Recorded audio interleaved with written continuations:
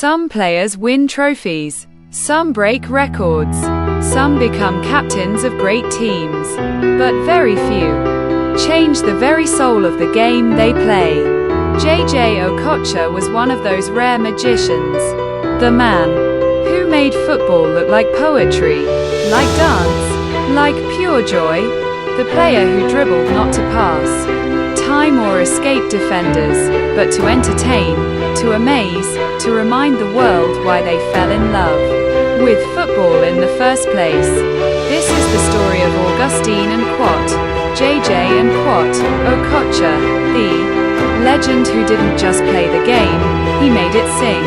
But before we dive deeper into the life and career of this unforgettable football genius, don't forget to hit that subscribe button too. Stay connected to more inspiring football stories like this. You won't want to miss what's coming next. Augustine Okocha was born on August 14, 1973, in Enugu State, Nigeria. Growing up in the bustling streets of Enugu, life wasn't rich or easy, but it was filled with football. Like many great African players, Okocha learned the game barefoot on rough grounds, using anything that rolled as a ball. But even among the hundreds of kids in the neighborhood, Jay Jay stood out. His quick feet, impossible flicks, and unpredictable turns earned him the nickname Jay Jay from his elder brother, a name that would follow him into football immortality. His early football days were raw, pure, and uncontrolled. There were no expensive academies, no well-laid pitches, just a boy and a ball. But that boy carried magic. In 1990, Okocha's professional career began when he signed for Enugu Rangers, one of Nigeria's top clubs. Almost immediately, his flair became famous. Fans came just to watch him dribble. He'd flick the ball over defenders' heads, juggle past entire backlines, chip keepers from impossible distances. Even in those early years, Okocha wasn't just playing football. He was performing it. His talent couldn't be contained in Nigeria for long. Later that year, during a holiday trip to Germany, he was invited to train with third division side Borussia Neunkirchen. His skill astonished the coaches. They signed him on the spot. From there, Okocha's European adventure began. His dazzling performances in Germany earned him a move to Eintracht Frankfurt in the Bundesliga in 1992. It was in Frankfurt that the world began to notice. One unforgettable moment came against Karlsruhe, a goal that's still played in football highlight reels today. Okocha received the ball in the box, surrounded by defenders, with the great Oliver Kahn in goal. What happened next was pure theatre. He dribbled left, then right, then back left. Defenders fell. Kahn dived, then dived again. Okocha stood over the ball, almost smiling, before finally rolling it into the empty net. The crowd exploded. Commentators gasped. The legend of Jay Jay Okocha was born.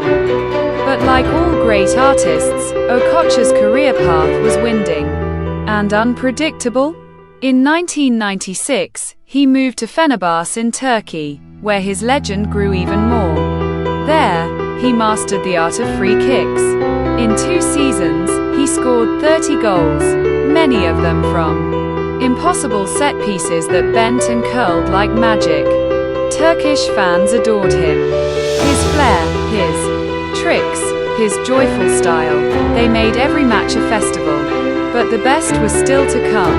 In 1998, Paris Saint-Germain paid £14 million to bring Okocha to France, then the highest fee for an African player in history. In Paris, alongside young talents like Ronaldinho, Okocha became a cult hero. His dazzling skills lit up League One. Tricks, flips, no-look passes, ridiculous dribbles, no one could predict what he'd do next. sometimes not even his teammates. But when Okocha had the ball, you couldn't look away. And then came England. In 2002, Okocha joined Bolton Wanderers, a small, struggling Premier League club. Many thought this was the end. A fading star, coming for one last payday. But they were wrong. Okocha transformed Bolton. In a league known for its physical power and speed, Jay Jay played his own game. He danced around defenders. He nutmegged the best midfielders. He curled in free kicks from 30 yards. And he smiled while doing it. Under manager Sam Allardyce, Bolton became a feared team. Okocha led them to a League Cup final and helped them qualify for Europe. Fans chanted, and quote, Jay Jay, so good they named him twice, and quote. And they meant every word. But beyond club football, Okocha was Nigeria's greatest showman. He played 75 times for the Super Eagles, scoring 14 goals. He was the beating heart of the Golden Generation. In 1994, he helped Nigeria win the African Cup of Nations and qualify for their first ever World Cup. His dazzling performances in the 1994 World Cup in the USA introduced him to the world stage. But it was the 1996 Atlanta Olympics where Okocha and Nigeria made history, defeating Brazil and Argentina to win Olympic gold, the first African nation to do so. Okocha was a hero, a national treasure. He returned to lead Nigeria in the 1998 World Cup, where, again his skills wowed fans globally. But titles and medals were never the full story of Jay Jay Okocha. It was how he played, how he made people feel, how he brought joy to football. Teammates say he laughed in training while pulling off impossible skills. Opponents admit they sometimes enjoyed watching him, even as he embarrassed them on the pitch. Coaches gave up trying to control him. He was an artist, not a soldier. But every magician must one day hang up his wand. In 2008, after a short final spell at Hull City, Jay Jay Okocha retired from professional football. No grand farewell, no teary stadium speech, just a quiet end to a glorious, joyous career. But his influence didn't end. In Nigeria, Okocha remains a legend. His name inspires young footballers dreaming of greatness. His highlights teach kids that skill matters as much as strength, that football is also an art.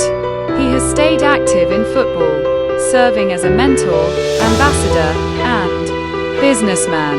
And wherever you find football fans, even those too young to have seen him live, his name is spoken with awe. Jay Jay Okocha wasn't the player with the most goals. He didn't lift the Champions League. He never won the FIFA World Cup. But he did something greater. He made people fall in love with football all over again. In a world of tactics and systems, he reminded everyone that joy, beauty, and creativity are the true soul of the beautiful game. He made defenders dance. He made fans laugh. He made children dream. That is why Okocha's story is told and retold. Why his videos are watched millions of times. Why he will always be remembered, not as a number or a stat, but as an artist, a wizard, a legend. Augustine and Quat, Jay Jay and Quat, Okocha.